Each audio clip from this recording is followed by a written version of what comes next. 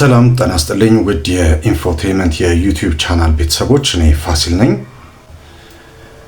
ዛሬ በሌላ ቪዲዮ መጥቻለሁ። እንግዲህ ይህ የኢንፎቴመንት ቻናል እንግዲህ የተለያዩ ለእናንተ ጠቃሚ የሆኑ በተለይ ደግሞ በተከታታይ ከአሜሪካ አድሚኒስትሬሽን ከቪዛ ከዲቪ እና ከመሰል ጉዳዮች ጋር የተያያዙ መረጃዎችን እየሰጠሁኝ ነው ያለሁት። እናንተም ደግሞ በምንሰጣችሁ መረጃ ደስተኞች እንደሆናችሁ ተስፋ አደርጋለሁ። ቪዲዮዎቹ እየጠቀሟችሁ እንደሆነ ተስፋ አደርጋለሁ። እንደዚሁም ደግሞ በቪዲዮዎቼ መካከል ለምትጠይቁኝ ጥያቄዎች ደግሞ ምላሽ የሚሆኑ ቪዲዮዎችንም አዘጋጃለሁ። ስለዚህ ዛሬም ለጥያቄዎቻችሁ የሚሆኑ የተብራሩ ምላሾችን ለመስጠት እዚህ ቀርቤያለሁ። እንግዲህ እንደምታውቁት ባለፉት ጊዜያት በተከታታይ የሰራኋቸው ቪዲዮዎች ነበሩ። በእነዛ ቪዲዮዎች ላይ ደግሞ እናንተም ያላችሁን ጥያቄዎች፣ ያልተብራሩላችሁን ነገሮች እየጠየቃችሁኝ ያላችሁት ለጥያቄዎቻችሁ በሙሉ ከልብ አድርጌ አመሰግናችኋለሁ። እንደምታውቁት ይህ የኢንፎቴመንት የዩቲዩብ ቻናል መረጃዎችን የሚያስተላልፍ የዩቲዩብ ቻናል ነው። እኔ መረጃ የምሰጥ ደግሞ ኮንቴንት ክሬተር ነኝ። እንግዲህ ይህንን ጥያቄ ከመመለሴ ወይም ወደዚህ ጉዳይ ከመግባቴ በፊት አንዳንድ ነገሮችን ላስታውሳችሁ እፈልጋለሁ። ይሄውም ደግሞ ምንድነው፣ ከሁሉ በላይ በጣም አመሰግናችኋለሁ። ቪዲዮዎችን እያያችሁ እንደዚሁም ደግሞ ላይክ እና ሼር እያደረጋችሁ ቻናሌንም ሰብስክራይብ እያደረጋችሁ ለዚህ አድርሳችሁኛል። እንግዲህ ዛሬ ይሄ ቻናል እዚህ ትልቅ ደረጃ ላይ እየደረሰና አሁንም መንገዱን እየቀጠለ ነው ያለው። ለዚህ ሁላችሁንም ከልብ አድርጌ አመሰግናለሁ። ከዛ ጋር በተያያዘ ደግሞ ሌሎች አንዳንድ ነገሮችን ደግሞ ከወዲሁ እንደ ጥቆማ መልክ መስጠት እፈልጋለሁ። በተለይ ደግሞ አሁን ከቅርብ ጊዜ ወዲህ እየሰራኋቸው ያሉት በአሜሪካ አድሚኒስትሬሽን ላይ በተለይ ደግሞ ከቪዛ ከዲቪ የተያዙ ጉዳዮችን በመረጃ መልክ በማቀርብበት ሰዓት ላይ ጥያቄዎቻችሁ ይመጣሉ። እነዚህን ጥያቄዎች በጣም አንዳንድ ጊዜ በመደራረባቸው የተነሳ አንዳንድ ጊዜ ደግሞ ከስራ ውጥረትም የተነሳ ሳልመልስላችሁ የሚቀርባቸው ጊዜያቶች ጥቂት አይደሉም። ለዚህ በጣም ይቅርታ እጠይቃለሁ። ስለዚህ በተቻለ መጠን ግን እናንተ የሚጠቅማችሁን ቪዲዮ በምሰራበት ወቅት የሚኖራችሁን ጥያቄ ለመመለስ ጥረት አድርጋለሁ። ከዚህ በፊትም በጥያቄዎቻችሁ ላይ የተብራሩ ምላሾችን ይዤ የቀረብኩባቸውም ጊዜያት ነበሩ። ዛሬም እንደወትሮ እንደዚህ እነዚህን ጥያቄዎች ለመመለስ ነው እንግዲህ ይህን ቪዲዮ የሰራሁት። ሆኖም ግን ከዚህ ጋር እንድትረዱልኝ የምፈልገው ሌላው ነገር ደግሞ እኔ የህግ ባለሙያ አይደለሁም። ስለዚህ እኔ መረጃ ስሰጥ ልክ እንደ አንድ መረጃ ሰጪ፣ እንደ አንድ ኮንቴንት ክሬተር፣ እንደ አንድ መረጃ ሰጪ ለእናንተ ይጠቅማሉ የምላቸውን መረጃዎች ነው የምሰጠው። ከዛ የተለየ ሌላ የህግ ክፍል የምሰራ አይደለሁም። ህግን የማጠናም ሰው አይደለሁም። አጠቃላይ ከህግ ጋር የተያዙ ጉዳዮችን የምሰራ ሰው አይደለሁም። የህግ ባለሙያ አይደለሁም። በመሆኑም መረጃዎችን ስሰጣችሁ ከተለያዩ አይነት ምንጮች፣ ከህግ አካላት ከሰሯቸው ቪዲዮዎች፣ ካብራሩባቸው ነገሮች እና በተለይ ደግሞ የአሜሪካ አድሚኒስትሬሽን ያሉት የራሱ የሆኑ ዌብሳይቶች አሉ። ከነዛ ዌብሳይት አንጻር አንዳንድ ጉዳዮችን ተመልክቼ እነዚህን ማብራሪያዎች እሰጣለሁ። በተለይ ደግሞ ከዚህ ጉዳይ አንጻር ደግሞ ዋና የህግ አካል አባላት ደግሞ በጣም ጥቅም አላቸው በዚህ ረገድ። ብዙ ጊዜ ማየታችሁ ከሆነ መጀመሪያ ቪዲዮዎችን ሳቀርብና ማብራሪያ ላይ ከመግባቴ በፊት አንዳንድ የህግ ባለሙያዎችን በተለይ ለጉዳዩ ቅርበት ያላቸውን ከአድሚኒስትሬሽን ጋር የሚሰሩ ከተለያዩ አይነት ነገሮች ጋር የሚሰሩ የህግ አካላትን በቪዲዮቻቸውን አቀርባለሁ። ይህንን የማድረግበት ምክንያት እኔ የህግ ባለሙያ ስላልሆንኩኝ እነሱ የበለጠ የሚያብራሯቸው የተለያዩ ነገሮች ስለሆኑ ነው። ስለዚህ አንዳንድ ጊዜ መረጃዎችን በምሰጥበት ሰዓት የምታቀርቧቸው ጥያቄዎች ለአንድ የህግ ባለሙያ ማቅረብ ለኔ የምታቀርቧቸው ጥያቄዎች አንዳንድ ጊዜ እኔ የህግ ባለሙያ ወይም ደግሞ በህግ ጉዳይ ላይ ወይም ከዚህ ጉዳይ ጋር የተያዙ ስራዎችን የምሰራ እንዳይመስላችሁ ከወዲሁ እንድታውቁት ለማሳሰብ እፈልጋለሁ። ሌላው ነገር ከዚሁ ጋር በተያያዘ የማሳስባችሁና ከዚህም በፊት በተደጋጋሚ ያልኳቸው ነገሮች ምንድናቸው? ለምሳሌ አንድን ቪዲዮ ከሰራሁኝ በኋላ በደንብ የተብራሩ ቪዲዮዎች ናቸው ብዬ በደንብ ቪዲዮዎችን ከሰራሁኝ አንዳንድ ነገሮች መረጃዎችን አብሬ ካቀረብኩላችሁ በኋላ በዛው ቪዲዮ ስር ገብታችሁ ያንኑ የሰራሁትን ቪዲዮ ጥያቄ የምትጠይቁኛላችሁ። እባካችሁ ለእናንተ የምለው የማስተላልፈው መልእክት ደግሞ መጀመሪያ ቪዲዮን በደንብ እዩት። መድገም ካለባችሁም ደጋግማችሁ እዩት። ምናልባት የኔ ደግሞ ሀሳብ ካልገባችሁ ትክክል ነው፣ ልክ ነው፣ መጠየቅ አለባችሁ። ሆኖም ግን ገና ቪዲዮውን ሳታዩት ርዕሱን ብቻ አይታችሁ ስለዚህ ጉዳይ ንገረን፣ ራሱ ስለሰራሁት ቪዲዮ ጉዳይ ንገረን የምትሉ አላችሁና እባካችሁ ከዚህ በኋላም ቢሆን የእናንተን ጥያቄ አላስተናግድም ከይቅርታ ጋር። ምክንያቱም መጀመሪያ ቪዲዮ ማየት አለባችሁ ይህን ጥያቄ ለመጠየቅ። ስለዚህ ከጠየቃችሁኝ በኋላ እዚህ ጉዳይ ላይ ይሄ ነገር ያልከው ነገር ግን አልገባንም ካላችሁ የዛ ጊዜ ግን ለጥያቄዎቻችሁ ምላሽ እሰጣለሁ። ከዛ ውጪ ግን ያላችሁ በተደጋጋሚ ጥያቄዎችን ጠይቃችሁኝም ደግሞ ምላሽ ያልሰጧችሁ አሁንም በድጋሚ ይቅርታ መጠየቅ እፈልጋለሁ። አሁን ግን ከጊዜያችን አንጻር ቀጥታ ወደ ጉዳያችሁ ገባለሁ። ጥያቄዎቻችሁንና የያዝኳቸው ምላሾች ይዤ ቀርቤያለሁ። እንግዲህ በዚህ ቪዲዮ ላይ ወደ 7 ምናምን የሚያካክሉ ጥያቄዎች ቀርበውልኝ በዚህና በባለፈው ቪዲዮ ላይ ከቀረቡልኝ ጥያቄዎች መካከል ዋና ዋናዎቹ መርጬ ለጥያቄዎቻችሁ ምላሽ ይዤ መጥቻለሁ። እንደሚጠቅማችሁ ተስፋ አደርጋለሁ። ይህን ጥያቄ ጠይቃችሁኝም ይህን ቪዲዮ እንደምትመለከቱት በጣም ተስፋ አደርጋለሁ። ከዛ ውጭ እንግዲህ ላይቭ ላይ ቀርቤም ደግሞ በድጋሚ እነዚህን ጉዳዮች ላብራራላችሁ የምችልበት ሁኔታ ይኖራል። ለማንኛውም ወደ ጥያቄው ገባለሁ። የመጀመሪያ የተጠየቅኩት ጥያቄ ልጄ በትምህርት ጉዳይ ሄዳ አሳይለም ጠይቃ እዛው ነው ከ2021 ጀምሮ እዛው ነው ያለችው እና የመባረር ስጋት አለ ይባላል። ይሄ ጉዳይ እንዴት ነው የሚል አንድ ተመልካች ጠይቆኛል። እርግጥ አንድ አይደለም ሁለት ናቸው። ሁለት ተመልካቾች ጠይቀውኛል፣ ቤተሰቦች ጠይቀውኛል። ጥያቄያችሁ በጣም ትክክልና ወቅታዊ ነው። እርግጥ ነው ከዚህ በፊት ይሄን ቪዲዮ ሰርቼ ነበረ። የሰራሁት ቪዲዮ በተለይ ደግሞ አሳይለም በየትኛውም አይነት ጉዳይ ሆኖ አሳይለም የጠየቁ አካላት ወይም ዜጎች ከኢትዮጵያ ሄደው ለምሳሌ ለትምህርት ይሆናል ለጉብኝት ይሆናል ሄደው በዛው አሳይለም የሚጠይቁ ሰዎች ይኖራሉ። እነዚህ ዜጎች ጉዳያቸው የሚታየው እንዴት ነው፣ አሁን ያሉበት ሁኔታ ምን ሊሆን ይችላል እና ምን አይነት ውሳኔስ ነው የሚኖረው የሚለውን በአጭሩ ላብራራላችሁ ሞክራለሁ። እንደምታውቁት የአሜሪካ መንግስት ከ2019 ከአለፈው 2019 የአውሮፓውያን ዓመት አቆጣጠር ጀምሮ በትራምፕ አስተዳደር አሁን ያለው የሚተዳደረው መንግስት እንግዲህ ምንድነው ያለው ከአሳይለም ጋር በተያያዘ በትምህርት ጉዳይም ሊሆን ይችላል በተለያዩ አይነት ጉዳዮች ሄደው ግን በሀገራችን ካለው ወቅታዊ ሁኔታ አንጻር እዚህ ጥገኝነት መጠየቅ እንፈልጋለን ብለው ጉዳያቸውን ወደ ፍርድ ቤት አቅርበው ወደሚመለከታቸው አካል አቅርበው ጉዳያቸው አሁንም በእንጥልጥል ላይ ያሉ ከ2019 የአውሮፓውያን አቆጣጠር ጀምሮ እስካሁን እስካለንበት ዓመተ ምህረት ድረስ ያሉ ጉዳያቸው በሌላ ሶስተኛ ሀገር እንዲታይ የትራምፕ አስተዳደር መወሰኑ ይታወቃል። ከዚህ በፊትም ይሄንን ቪዲዮ ሰርቻለሁ። ምናልባት ዲስክሪፕሽን ቦክስ ላይ ይሄንን ሊንክ አስቀምጥላችኋለሁ ደግማችሁ ልታዩት ትችላላችሁ። ለማንኛውም ከ2019 ካሳለፍነው የ2019 የአውሮፓውያን አቆጣጠር ጀምሮ እስካሁን እስካለንበት የፈረንጆች አቆጣጠር ድረስ ጉዳያቸው በፍርድ ቤት ጉዳይ ላይ እየታየ በአሜሪካ ያሉ አሳይለም ጠያቂዎች ጉዳያቸው ካላለቀላቸው ወደ ሌላው ሶስተኛ ሀገሮች እንደሚላኩ ተነግሯል። እንግዲህ ይሄ ማለት ምንድን ነው? ለምሳሌ ከአፍሪካ ለምሳሌ ከኢትዮጵያ የሄዱ እና በተለያዩ አይነት ጉዳዮች ሄደው አሳይለም ጠይቀው በግራንትድ ለመደረግ ወይም ደግሞ አሳይለም እንዲሰጣቸው እና በዛ በጥገኝነት እንዲኖሩ ጥያቄ ያቀረቡና ጉዳያቸው ያላለቀላቸው ብቻ ያለቀላቸውን አይመለከትም። ያላለቀላቸው ግን ከ2019 ጀምሮ በፍርድ ቤት ጉዳያቸው እየታዩ ያሉ እስካሁን እስካለንበት ጊዜ ድረስ ጉዳያቸው በፍርድ ቤት እየታዩ ያሉ ማንኛቸውም ከኢትዮጵያ የሚሆን ከተለያዩ ሀገሮች የሄዱ ዜጎች ወደ ሌሎች ሶስት ሀገሮች ወደ ሶስተኛ ሀገራት ዓለም ሀገራት ይሄዳሉ ተብሏል። ይሄ ከአፍሪካ የሚሄዱትን ዩጋንዳ ጉዳያቸው እንድታይ ተወስኗል። አሜሪካ ከዩጋንዳ ጋር እንደዚህ ያሉ ስምምነቶችን አድርጋለች። ስለዚህ በአሜሪካ ጉዳያቸው እየታዩ የነበሩና ጉዳያቸው ያላለቀላቸው የጥገኝነት ጠያቂዎች ጉዳያቸው ወደ ዩጋንዳ ሄዶ ወይም ወደ ዩጋንዳ ተልከው ጉዳያቸው በዛ እንዲታይ ከዛ በኋላ ካለፉና ትክክለኛ ማረጋገጫ ከሰጡና ከታመነበት ግን ወደ አሜሪካ ተመልሰው ያንን ጥገኝነት ወይም በጥገኝነት እንዲኖሩ እንዲፈቀድላቸው፣ አለበለዚያ ጉዳያቸው አሳማኝ ካልሆነ ደግሞ ወደ ሀገራቸው ዲፖርት እንደሚደረጉ እንደሚመለሱ፣ አሊያም ደግሞ በሌላ አማራጭ እዛው ዩጋንዳ ላይ ጥገኝነቱን በጠየቁበት ሀገር እዛው እንዲቆዩ የሚደረግበት አሰራር ተግባራዊ መሆን እንደተጀመረ ተነግሯል። ሆኖም ግን ከዚሁ ጋር በተያያዘ ደግሞ አንድ ደስ የሚለው ነገር ደግሞ በተለይ በአሁኑ ሰዓት ብዙ የህግ ባለሙያዎች ይህንን ጉዳይ በተመለከተ ጥብቅ በቃ ሽንጣቸውን ገትረው ከአሜሪካ መንግስት ጋር እየተከራከሩ ነው ያሉት፣ በክርክር ላይ ነው ያሉት።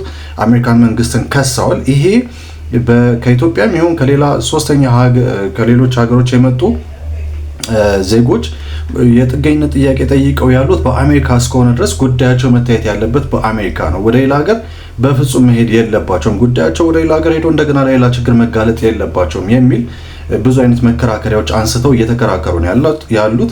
በዚህም የተሳካላቸውም ጭምር አሉ። ስለዚህ ጉዳያቸው እዛው አሜሪካ ታይቶ እዛው ግራንትድ እንዲደረጉ ወይም ደግሞ እዛው ጥገኝነታቸውን በጠየቁበት ሀገር በአሜሪካ እንዲኖሩ ምናልባት አሳማኝ ያልሆነ ጉዳይ ይዘው የተገኙ እንደሆነ ግን ወደ ሀገራቸው ዲፖርት እንደሚደረጉ ነው እንግዲህ ክርክር እየተደረገ ያለው። አንዳንዶቹ በአሳማኝ ሁኔታ እዛው አሜሪካ እንዲቀሩ ተደርገዋል። ሌላው ከአፍሪካ በተጨማሪ ደግሞ ከላቲን አሜሪካና ከሌሎች ሀገራት የመጡ ደግሞ ዜጎች ወደ ሆንዱራስ፣ ወደ ጓቲማላ፣ ወደ ኤልሳልቫዶር እና ኤኳዶር ምናምን የመሳሰሉ ሀገሮች ላይ ሄደው እዛ ጥገኝነት ጉዳያቸውን እንዲያስፈጽሙ ከዛ በኋላ ስኬታማ ከሆኑ ወይም ደግሞ ከታመነበት ማስረጃቸው ትክክል ሆኖ ከተገኘ ወደ አሜሪካ የሚመለሱበት አልበለዚያ ወይ በዛው ወይ ደግሞ ወደ ሀገራቸው ዲፖርት የሚደረጉበት ጉዳይ እንዳለ ነው እየተነገረ ያለው።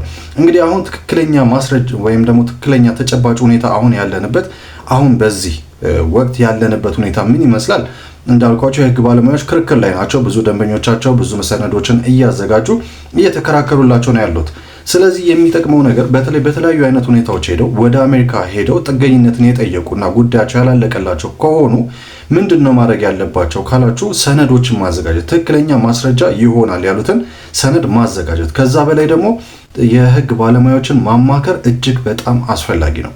ስለዚህ እንደዚህ ካረጉ እዛው አሜሪካ ጉዳያቸው ታይቶ ትክክለኛና አሳማኝ ከሆነ እዛው ግራንትድ ተደርገው እዛው ጥገኝነት መጠየቅ እንዲችሉ ወይም በጥገኝነት እዛው መኖር እንዲችሉ የሚመቻችበት ሁኔታ አለ።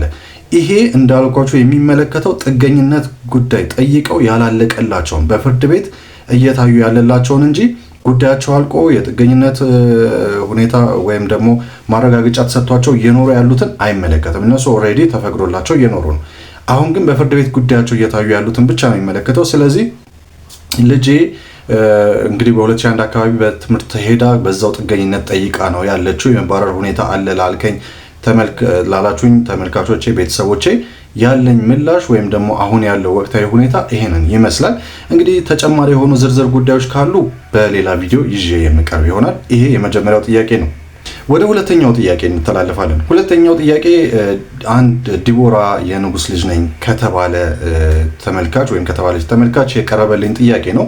ይሄ ደግሞ በI-130 አፕሊኬሽን ፎርም ሞልተን ፕሮሰስ ላይ ሜዲካል ላይ እንደዚሁም ደግሞ እንደዚህ አይነት ሁኔታዎች ላይ ነው ያለ ነው። የኛስ ጉዳይ ምን እንዴት ነው የሚታየው? አሁን ያለው ጉዳይ ከዚህ ጋር በተያያዘ እንዴት ነው የሚል ጥያቄ አቅርባልኛለች። በነገራችን ላይ ጥያቄ ስታቀርብልኝ የመጀመሪያው አይደለም፣ በተደጋጋሚ ጠይቃኝ ምላሽ የሚሆን ቪዲዮ ባለመስራቴ ነው ይቅርታ ጠይቃለሁ። አሁን ግን ምላሹን ይዤልሽ መጥቻለሁ። እንግዲህ በዲቦራ በጠየቅሽኝ መሰረት የI-130 የሚባለው ፎርም የኢሚግራንት ፎርም ነው። እንደምታውቂው ደግሞ ከጥር 21 2026 ጀምሮ ደግሞ የኢሚግራንት ፎርም ኢትዮጵያን ጨምሮ ለ75 ሀገራት ክልከላ ተደርጓል። ስለዚህ ቪዛ በየትኛውም አይነት መንገድ ለI-130 አፕሊካንት ፎርም አመልካቾች ምንም ተቀባይነት አይኖረው ቪዛ። ያ ማለት ግን ፕሮሰሱ ተቀባይነት አይኖረውም ወይም ተዘግቷል ማለት ግን አይደለም። ፕሮሰሱን አሁንም ድረስ ማካሄድ ይቻላል። ማለትም ለምሳሌ በሀገር አሜሪካ ያሉ ቤተሰቦችሽ ሊሆኑ ይችላሉ፣ ያለ የቤተሰብ አካል ሊሆን ይችላል፣ ላንቺና እንደዚሁም ለቀሪ ቤተሰቦችም ሊሆን ይችላል፣ ወይም ደግሞ አንቺን ለመውሰድ ሊሆን ይችላል። ስለዚህ እንደዚህ አይነት ነገሮችን ከጀመሩ ያንን ሂደት ማቋረጥ የለባቸውም፣ መሄድ አለበት። ምክንያቱም ይሄ በ75 ሀገራት ላይ የተደረገው የኢሚግራንት ቪዛ እገዳ ለተወሰነ ጊዜ የሚቆይ እንጂ ዘላለማዊ አይደለም። በተለይ አሁን ደግሞ ባለኝ አዲስ መረጃ መሰረት ብዙ የህግ ባለሙያዎች በዚህ ጉዳይ ላይ አሁንም የአሜሪካ መንግስትን እነ DHSን እነ ምናምን እየከሰሱ ነው ያሉት። ይሄ ማለት ይሄ የ75 ሀገራት የቪዛ እገዳ ቤተሰቦችን እየነጣጠለ ስለሆነ ይሄ በፍጹም ሲጀመር አጀማመሩ ራሱ በጣም ችግር ያለበት ነው መመሪያው። ስለዚህ ይሄ መመሪያ መስተካከል አለበት። ኢሚግራንት መከልከል የለባቸውም፣ ወደ አሜሪካ መግባት አለባቸው። ጉዳያቸው ትክክልና አሳማኝ እስከሆነ ድረስ ወደ አሜሪካ መግባት ይችላሉ። ይሄ መደረግ አለበት እያሉ እየሞገቱ ነው ያሉት። እንግዲህ ውጤቱ በቅርብ ጊዜ ይታወቃል ብለን ተስፋ እናደርጋለን። መቼ ነው? ምንም የምናውቀው ነገር የለም። በአንቺ ጉዳይ ላይ ስንመጣ ቤተሰቦችሽም ይሁን አንድ የቤተሰብሽም አባል ይሁን ብቻ ማን ናቸው በአሜሪካ ያሉ ቤተሰቦችሽ አንቺን ለመውሰድ ወይም ደግሞ የእናንተን ቤተሰብ ለመውሰድ ከሆነ ይህንን ማመልከቻ ላይ እያስገቡ ያሉት አንቺም ደግሞ ከዚህ አንቺም ይሁን ቤተሰቦችም ከዚህ ሆናችሁ ደግሞ ያንን ጉዳይ እየተከታተላችሁ ከሆነ እነሱ ያንን ማመልከቻ ማስገባት የትኛውን ፕሮሰስ ማካሄድ ይችላሉ። አንቺም ብትሆኚ ፕሮሰሱን ማካሄድ ትችያለሽ። ሆኖም ግን የሚቋረጥብሽ ነገር ምንድነው? ኢንተርቪው ላይኖር ይችላል። ቪዛ በፍጹም ላይሰጥሽ ይችላል። ይሄ ነገር አሁን እገዳ ላይ ነው ያለው። የአሜሪካ መንግስት በ75 ሀገሮች ላይ የቪዛ እገዳ ከጥር 21 ካሳለፍነው ጥር 21 2026 ጀምሮ እገዳ ስላደረገ ቪዛ አይሰጥም እንጂ ሌሎች ፕሮሰሶች እንዳሉ ይቀጥላሉ። እንደውም ቪዛ ፕሮሰሱ በፍጹም መቆም የለበትም። ልታቆሚ አይገባም። ተስፋ መቁረጥ አይገባም። ሜዲካል ላይ ነው ያለሽው፣ በጣም ጥሩ ሁኔታ ላይ ነው ያለሽው። ስለዚህ ምን ሊሆን ይችላል ነው እንግዲህ እየተባለ ያለው። አሁን ይሄ የቪዛ እገዳው የሚቆምበት የሆነ ጊዜ ላይ ሲደርስና ሲቋረጥ ቅድሚያ ከሚሰጣቸው ሰዎች መካከል አሁን ይሄን ቪዛ ፕሮሰስ እያደረጉ ያሉ ሰዎች ቅድሚያ ሊሰጣቸው ይችላል ነው። ስለዚህ ፕሮሰስ ማድረግ የምትፈልጉ ሁላችሁም ፕሮሰሳችሁን ቀጥሉበት። እንግዲህ በዚህ ጉዳይ ላይ አቅርቢያቸው ወይም ቪዲዮቸውን አቅርቢያ የነበረው የህግ ባለሙያ የሆኑት በአሜሪካን ሀገር የሚገኙት የአለን ጉደታ የተባሉ የህግ ባለሙያ ይህንን ነው የተናገሩት። አሁንም ቢሆን ፕሮሰስ ላይ ያላችሁ ፕሮሰሳችሁን ቀጥሉ። የማይሰጣችሁ ወይም ደግሞ ገደብ የሚኖርበት ቦታ ላይ ገደብ እስከሚበጅበት ወይም ደግሞ እስከ ቪዛው ድረስ ያለውን ፕሮሰስ ግን መቀጠል አለባችሁ። ለልጆቻችሁ፣ ለቤተሰብ አባላችሁ ለማስመጣት በI-130 አፕሊካንት ፎርም ሞልታችሁ ያንን ቪዛ ለማስገኘት እየሞከራችሁ ያላችሁ ሙከራችሁን አታቋርጡ። ምክንያቱም ነገ ይሄ የቪዛ እገዳ ሲቋረጥ ወይም ሲገታ ወይም ቪዛ መሰጠት ሲጀምር ለእናንተ በቅድሚያ ጉዳያችሁ ሊታይ ይችላል። ምክንያቱም ባክሎጎች አሉ፣ የተጠራቀሙ ጉዳዮች አሉ። ስለዚህ ፈርስት ፕራዮሪቲ በሚባለው መሰረት ወይም ደግሞ ቅድሚያ ተራ በሚባለው መሰረት ለእናንተ ቀድሞ ቪዛ ሊሰጣችሁ ይችላልና ከወዲሁ ፕሮሰሳችሁን አጠናክራችሁ ቀጥሉ። ያላችሁን ሰነድ መረጃዎች አዘጋጁ። ከዛ በኋላ ልክ ቪዛው በሚፈቀድበት ጊዜ ያንን ቃለ መጠይቅ ተደርጎላችሁ በትክክለኛ ቪዛችሁን አግኝታችሁ ወደ አሜሪካ መሄድ የምትችሉበት ጉዳይ ምክንያት ይኖራል፣ ሁኔታ ይኖራል ማለት ነው። ስለዚህ ዲቦራ ለጠየቅሽን ጥያቄ ምላሽን አግኝተሻል ብዬ ተስፋ አደርጋለሁ።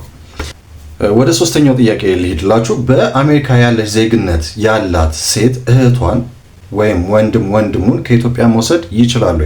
ይህንንም ጥያቄ ከእናንተው የቀረበልኝ ጥያቄ ነው። ቤቲ የሚል ስም ይመስለኛል ጥያቄውን ያቀረበችልኝ ቤቲ ትመስለኛለች። ተመልካቼ አመሰግናለሁ ለጥያቄሽ። እንግዲህ ይህንን በተመለከተ አሁንም ቀደም ሲል ከመለስኩት ከI-130 አፕሊካንት ፎርም ጋር የተያዘ ነው። ያው ኢሚግራንት ፎርም ነው። ምክንያቱም ለምሳሌ ባንቺ ብንወስደው እህትሽ አሜሪካን ሀገር ብትሆን ዜግነት ያላት ብትሆን፣ በነገራችን ላይ እዚህ ጋር መጀመሪያ ማስታወስ የምፈልገው እህቷን ለመውሰድ የአሜሪካ ዜጋ መሆን አለባት። በግሪን ካርድ ሆልደር መሆን አይችልም የሚል መረጃ ነው እንግዲህ በቅርቡ የሰማሁት። ዜግነት ያላት መሆን አለባት እህቷን መውሰድ ትችላለች። ሆኖም ግን አሁን ባለው ተለዋዋጭ ሁኔታና በቅርቡ በጥር 21 2026 ደግሞ በወጣው አዲስ የቪዛ መመሪያ መሰረት ሂደቱ አንዳንድ ጉዳዮችን ይመለከታል ወይም ያካትታል። ማመልከት ትችላለች። እህትሽ እዛ ሆና ጉዳዩን ማመልከት ትችላለች። የአሜሪካ ዜግነት ያላት እህት ለኢትዮጵያ ላለቻት እህት የI-130 ፔቲሽን ፎር ኤሊየን ሪሌቲቭ ቅጽ መሙላት ትችላለች። አሁን ያለው የቪዛ እገዳ ወይም ቪዛ ባን ማመልከቻ እንዳይገባ አይከለክልም። ስለዚህ ማመልከቻውን ማስገባት ይቻላል። ቪዛ ነው የማይሰጠው እንጂ ማመልከቻውን ማስገባት ትችላለች። ከዛ ሆነ እዚህ ጋር እንግዲህ ጥንቃቄ የሚያስፈልጋቸው ጉዳዮች አሉ። እንዳልኩሽ አንድ ትልቁ ነገር የቪዛ እገዳው ነው። በ75 ሀገራት ላይ የተደረገው የቪዛ እቀባ ነው። ስለዚህ ይሄ የቪዛ እቀባ ማንኛውም ሰው በኢሚግራንት ቪዛ ከየትኛውም ኢትዮጵያን ጨምሮ ካሉት 75 ሀገራት እንዳይሄድ ይከለክላል። ከዛ ውጭ ያሉ ፕሮሰሶችን ግን ማድረግ ይቻላል። እህቷን፣ ወንድሙን እንደዚህ የመሳሰሉ ነገሮች ወይም የቤተሰብ አባላትን ለመውሰድ የሚደረጉ ጥረቶች አሁንም ይቀጥላሉ። ቀደም ሲል እንደመለስኩት ነው። ያንቺም ተመሳሳይ ነው። ስለዚህ ላንቺ ቪዛው አይሰጥ እንጂ ያሉትን ፕሮሰሶች፣ ሌሎችን ፕሮሰሶች ማካሄድ ትችላለሽ። ቃለ መጠይቁ ላይ ይደረግልሽ ይችላል። ቪዛው አይሰጥሽም። ከዛ ውጪ ሌላው አንድ ደግሞ በግልጽ ማወቅ ያለብሽ ነገር ይሄ እህቷን ወይም ወንድሙን ለመውሰድ የሚደረጉት እንደዚህ አይነት ጥረቶች ትንሽ የጊዜ ርዝመት አላቸው። በራሳቸው የጊዜ የሚወስዱት ርዝመት አለ። ስለዚህ የቪዛ አቀባውን ቢነሳ የተወሰኑ ጊዜያት ሊፈጁ ይችላሉ። እንግዲህ የጊዜው ርዝመት እንደ ሁኔታው ሊለያይ ይችላል። ስለዚህ ቀድመሽ መጀመርሽ በጣም አሪፍ ነው። ገና ቪዛው እገዳው እስኪነሳ ብለሽ ከጠበቅሽ ግን ያው እነዚህ ሊወስዱ የሚችሉት ጊዜ የበለጠ እየረዘመብሽ ስለሚሄድ ካሁኑ ፕሮሰሱን መጀመሩ በጣም አስፈላጊ ነው። እዛ አሜሪካ ያለችው እህትሽ ለአንቺ ከሆነ እየጠየቅሽኝ ያለሽው እህትሽ ፕሮሰሱን ወዲያውኑ መጀመር፣ አፕሊካንት ፎርም ማስገባት፣ ጥያቄው መጠየቅ ትችላለች። ለአንቺ ግን አንዳንድ ነገሮች እገዳ ይኖራሉ። ቪዛ አይሰጥሽም እንዳልኩሽ፣ ሌሎች ቃለመጠይቆች ላይፈቀዱልሽ ይችላሉ።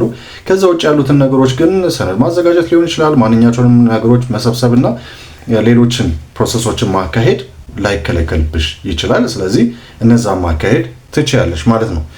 ታዲያ አሁን ማመልከቱ ጥቅሙ ምንድነው? ፈርስት ፕራዮሪቲ ቀደም ሲል ለዲቦራ የመለስኩላት ምላሽ ነው ላንቺ የሚጠቅመው። ፈርስት ፕራዮሪቲ የሚባል ነገር አለ፣ ወይም ደግሞ ቅድሚያ ተራ። ስለዚህ ልክ ቀድመሽ ጉዳይሽን እስካስገባች ድረስ ቀድሞ ጉዳይሽ እንዲታይ ይረዳል። ይሄ ቪዛ አቀባው አንድ ቀን ይቆማል፣ ሁልጊዜ የዘላለም አይደለም። ስለዚህ የዛ ጊዜ ያ ፕሮሰስ ታይቶ ያቀረብሽው ነገር ታይቶ ቅድሚያ ተራ ሊሰጥሽ ይችላል። ከዛ በኋላ ቃለ መጠይቁን አድርገሽ አሳማኝ ሆኖ እስከተገኘ ድረስ ወደ አሜሪካ የማትገቢበት መንገድ የለም። ስለዚህ ይሄን ነው ላንቺም የምነግርሽ ነገር ተመሳሳይ ነው። ወደ ቀጣዩ ደግሞ ጥያቄ ልግባላችሁ። ያው ከሰዓታችን አንፃር ቶሎ ለማለት እሞክራለሁ። ወደ ቀጣዩ ጥያቄ ስንሄድ የጠየቀችኝ ስለ I-600 አፕሊኬሽን ፎርም ምን አዲስ ነገር አለ የሚል ነገር ጠይቃኝ ነበር። ለሁላችሁም ነው ይሄን ማብራሪያ የምሰጠው። I-600 የሚባለው አፕሊኬሽን ፎርም ምንድን ነው ካላችሁ፣ ይህ ፎርም በውጭ ሀገር የሚገኝን ወላጅ የሌለው ወይም ኦርፋን ህፃን በጉድፈቻ ወደ አሜሪካ ለማምጣት የሚሞላ ወይም ወደ አሜሪካ ለመውሰድ የሚሞላ ፎርም ነው። ታዲያ ይሄ ፎርም በዚህ ሰዓት ተቀባይነት አለው ወይ ካላችሁ፣ አንዳንድ ጉዳዮችን በዚህ ሁኔታ ላይ ማየት ይኖርብናል። የሚያገለግለው የአሜሪካ ዜጋ የሆኑ ወላጆች፣ የአሜሪካ ዜግነት ያላቸው ወላጆች ወይም ደግሞ ከወላጆቹ መካከል አንዳቸው ዜግነት ያላቸው፣ ሌላው ግሪን ካርድ ሆልደር ሆኖ አንደኛው ግን ቢያንስ አንደኛው ግዴታ ዜጋ የሆነ እነሱ በኢትዮጵያ የሚገኝን አንድ ህፃን በጉድፈቻ መልክ ወስደው ለማሳደግ የሚሞሉት ፎርም ነው። ስለዚህ ወይም ደግሞ ኢሚዲየት ሪሌቲቭ አድርገው የሚወስዱበት መንገድ ነው። እንግዲህ አንዳንድ ነገሮችን ማየት በጣም አስፈላጊ ነው። አመልካቹ ቢያንስ አንደኛው ወላጅ የአሜሪካ ዜጋ መሆን አለበት። ቀደም ሲል እንደነገርኳችሁ የህፃኑን ሁኔታ ስንመለከት ህፃኑ በህግ አግባብ ወላጅ የሌለው ወይም ኦርፋን መሆኑ በተለያዩ አይነት መንገድ መረጋገጥ አለበት። ለምሳሌ ወላጆቹ የሞቱ መሆኑ መረጋገጥ አለበት፣ ወይም ደግሞ በአግባቡ ሊንከባከቡት አልቻሉም የሚለው ነገር መረጋገጥ አለበት እና እነዚህ የመሳሰሉ ነገሮች በሰነድ መልክ ከተረጋገጡ በኋላ ያ ማመልከቻ ይሞላል ማለት ነው። ወይም ደግሞ ያ ነገር አዎንታዊ ምላሽ ሊያገኝ ይችላል። ሌላው የእድሜ ገደብ ነው። የእድሜ ገደቡ ማለት ማመልከቻው ከመግባቱ በፊት ህፃኑ እድሜው ከ16 ዓመት በታች መሆኑ መረጋገጥ አለበት። ከ16 ዓመት በላይ ከሆነ ላይሰራ ስለሚችል።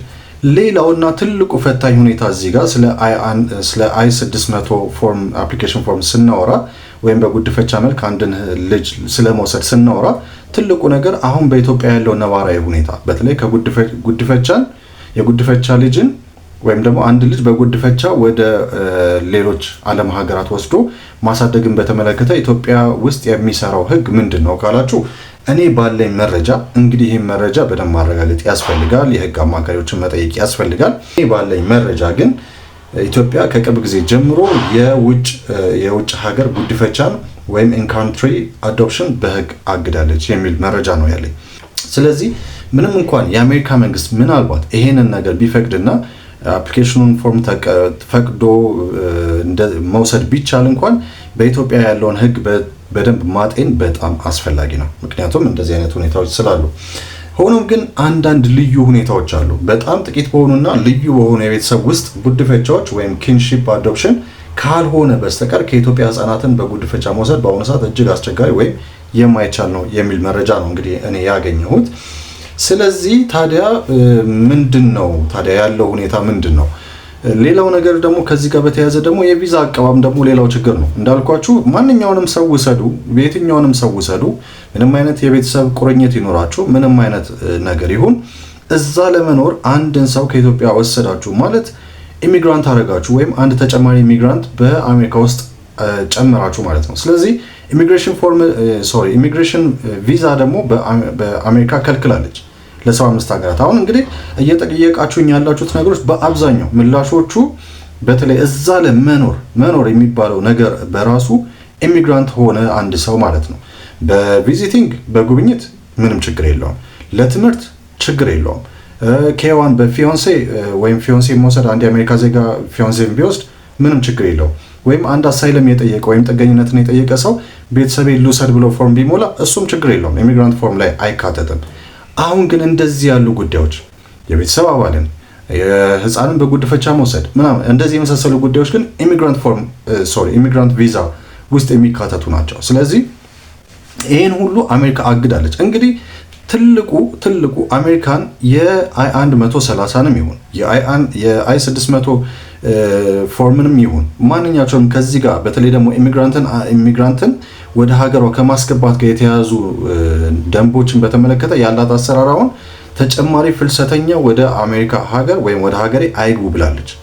በተለይ ደግሞ ከነዚህ ከ75 ሀገራት ኢትዮጵያን ጨምሮ ኢትዮጵያም አስጊ ከተባሉት ሀገራት መካከል ተመድባለች። ስለዚህ አሁን ባለው አሰራርና እቀባ እንደዚህ የመሳሰሉ ጉዳዮች ላይ በጣም ትልቅ ተጽዕኖ ያሳድራል። አሁንም ከጉድፈቻ ጋር በጉድፈቻ ሕፃን ወስዶ ከማሳደግ ጋር በተያዘም ሁኔታው ይሄ ሊነካው ይችላል።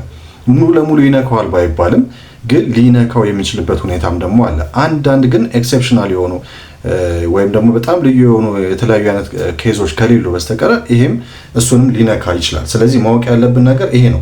ስለዚህ ጠቃሚው ነገር ምንድን ነው? ጠቃሚው ምክር በኢትዮጵያ ያለውን የጉድፈቻ እገዳ ግምት ውስጥ በማስገባት ይህንን ሂደት ከመጀመሪያው በፊት በጉድፈቻ ላይ የተካነ የኢሚግሬሽን ጠበቃ ማማከር በጣም አስፈላጊ ነው።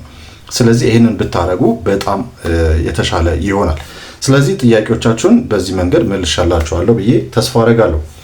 የመጨረሻው ጥያቄ የተጠየቁት ለአሜሪካዊ ዜግነት ማመልከቻ ካስገባን በኋላ በቃለ መጠይቅ ላይ በፍርሃት ወይም ቋንቋ ባለማወቅ ብንሳሳት የሚያመጣው ችግር አለ ወይ?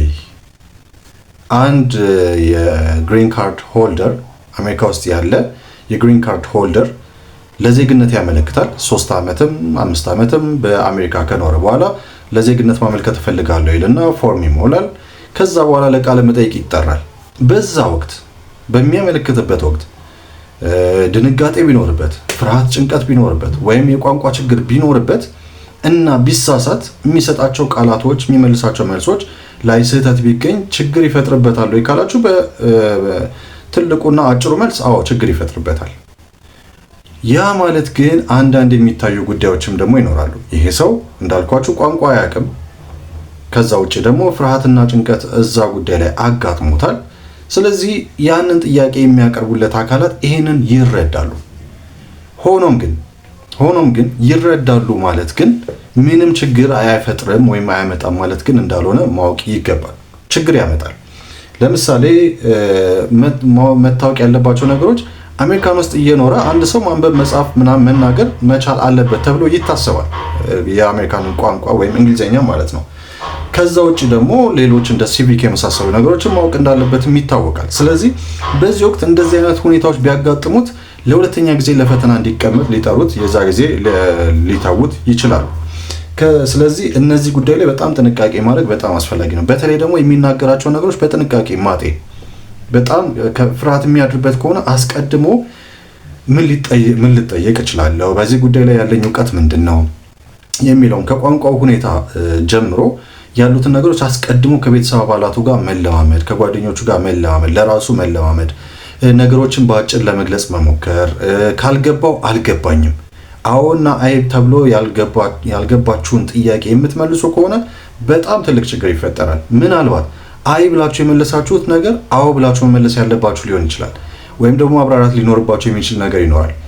አዎ ብላችሁ የመለሳችሁት ነገር ደግሞ ትክክል ላይሆን ይችላል። ስለዚህ እዚህ ጉዳይ ላይ ጥንቃቄ ማድረጋችሁ አስቀድማችሁ መለማመዳችሁ በጣም በጣም አስፈላጊ ነው። እስቲ አንዳንድ ሁኔታዎችን ከዚህ ጉዳይ ጋር በተያያዘ እንመልከትና ለምሳሌ ምን ልትጠየቁ ትችላላችሁ መሰላችሁ? who is the president ነው። ከሲቪክ ጋር በተያያዘ ሲቪክ ማለት አጠቃላይ በሀገሪቱ ያሉትን ህጎችም ሊሆን ይችላል ምናምን እንደዚህ የመሳሰሉ ነገሮች የታሪክና የመንግስት መዋቅሮችን በተመለከተ who is the president ነው ወይም አሁን ያለው ፕሬዚዳንት ማን ነው ተብላችሁ ልትጠየቁ ትችላላችሁ። what is the supreme law of the land የሀገሪቱ የበላይ ህግ ምንድን ነው? በዚህ ሰዓት አሜሪካ እየተዳደረችበት ያለችው ህግ ምንድን ነው? why do some states have more representatives than other states በቃ ለምንድን ነው አንዳንዶች ግዛቶች ከሌሎች የበለጠ ተወካዮች ያሏቸው? እነዚህ ልትጠየቁ ትችላላችሁ። ሌሎችም ተመሳሳይ ጥያቄዎች ልትጠየቁ ትችላላችሁ። ስለዚህ ይሄን ነገር በጣም መጠንቀቅ አለባችሁ ማለት ነው። ቀድማችሁ እነዚህ ነገሮች መለማመድ፣ ማንበብና መጻፍ። ለምሳሌ አንድ ነገር ጻፉ ልትባሉ ትችላላችሁ። ለምሳሌ who lives in the white house ጻፉ ልትባሉ ትችላላችሁ። ከዛ በኋላ ደግሞ the president lives in the white house ብላችሁ ጻፉ ልትባሉ ትችላላችሁ። ስፔሊንግ፣ አጻጻፍ ምናምን እነዚህ ነገሮች መለማመድ በጣም አስፈላጊ ነው። ስለዚህ ሊረዷቸው የሚችሉ ስልቶች ምንድን ናቸው? አንድ 3 ነገሮችን ልንገራችሁ። ለምሳሌ ጥያቄን በራስ ቃል መለማመድ ጥቅሙ ምንድነው? ቃላቶቹን በደንብ እንድትለምዱትና ሳትደናገጡ እንድትናገሩ ይረዳቸዋል። ስለዚህ በራሳችሁ ለመለማመድ ሞክሩ። ሌላው I don't understand ማለት ቀደም ሲል እንዳልኳችሁ አልገባኝም፣ ግራ ገብቷችሁ ከሆነ አዎ ከማለት ይልቅ ወይም አይ ከማለት ይልቅ ጥያቄው እንዳልገባችሁ በግልጽ መናገር መብት አላችሁ። ስለዚህ ይሄ ነው። ሌላው ነገር አጭርና የተመጠነ መልስ መመለስ። መረጃ አትደብቁ። መረጃ መደበቅ ምንም አይጠቅማችሁም። መረጃችሁን ብትደብቁ፣ የተሳሳተ ነገር ብትናገሩ ምንም አይጠቅማችሁም።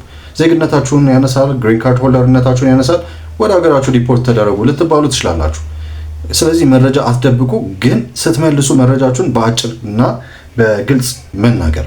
አጭር መልስ መመለስ ጥቅሙ ምንድነው ካላችሁ ለጥያቄዎቻችሁ ረጅም ትንታኔ ከመስጠትና የጠይቃችሁትን ብቻ አጠር አድርጋችሁ ከመለሳችሁ ከስህተትም ይጠብቃችኋል። እንዳትደነቃቀፉ፣ እንዳትሳሳቱ፣ ያልተያዘ በቃ በጣም ግራ የገባው መልስ ከመመለስ ይልቅ አጭር መልስ ከሰጣችሁ በቃ እዛ ጋር ይበቃል ማለት ነው። ስለዚህ እንደዚህ የመሳሰሉ ነገሮች። አንዳንድ ጊዜ ደግሞ ኤክሴፕሽናል የሆኑ ጉዳዮች አሉ። በቋንቋችሁ ልትጠየቁ ልትደረጉ የምትችሉባቸው ሁኔታዎች አሉ። አንዳንድ ከምትሞላቸው ፎርሞች ጋር በተያያዘ እንደዚህ የመሳሰሉ ሁኔታዎች አሉ። ስለዚህ መጨረሻው ላይ እንግዲህ በመደናገጥ ወይም ደግሞ ቋንቋ ባለመግባባት ምክንያት እንደዚህ አይነት ችግሮች ሊፈጠሩ ይችላሉ ወይ? አዎ ሊፈጠሩ ይችላሉ። ስለዚህ ከወዲሁ ራሳችሁ ማለማመዳችሁ አሁን ባላችሁበት ገና አፕላይ ከማድረጋችሁ በፊት እነዚህ ነገሮች በደንብ ማጤናችሁ የሚያለማመዳችሁ ሰው ከፈለጋችሁ በሚያለማመዳችሁ ሰው አማካኝነት ብትለማመዱ ለእናንተ በጣም ይጠቅማችኋል። ከሁሉም በላይ አጭር የሆኑ መልሶችን ለመለስ ሞክሩ። እንደዚህ ካደረጋችሁ ብዙ ነገሮችን ሊያቀልላችሁ ይችላል።